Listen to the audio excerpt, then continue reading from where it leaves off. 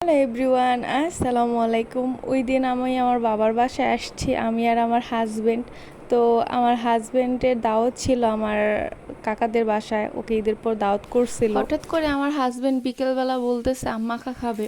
তো বিকেলবেলা আমাদের খাওয়া দাওয়া করতে অনেক লেট হয়ে গেছে, যার জন্য আমরা আম্মাখাটা করতে পারিনি। আমরা এখন বসছি রাত্রে আম্মাখা করতে। রাত্রে বাহিরে ঠান্ডা ঠান্ডা ওয়েদারে বসে কাজিনরা সবাই মিলে এভাবে কিছু মাখা করতে বসে বসে আড্ডা দিতে কিন্তু বেশ ভালো লাগে।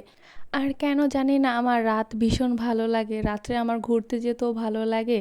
সবাই মিলে একসাথে বসে আড্ডা দেওয়া, কিছু খেলা বা খাওয়া, এগুলো আমার কাছে ভালো লাগে। আমি ম্যাক্সিমাম টাইমই রাত্রে বের হই ঘুরতে, দিনে ওইরকম দাওয়াত ছাড়া আমার খুব একটা বের হওয়া হয় না।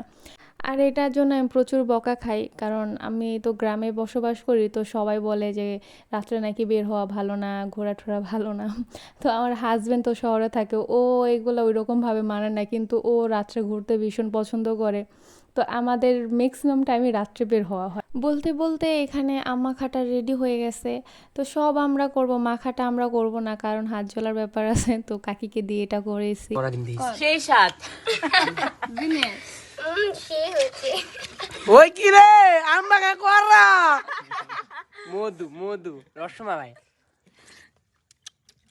তো দেখেন এটা এত বেশি মজা হয়েছে, লিটারেলি এটা নিয়ে মারামারি লেগে গেছে।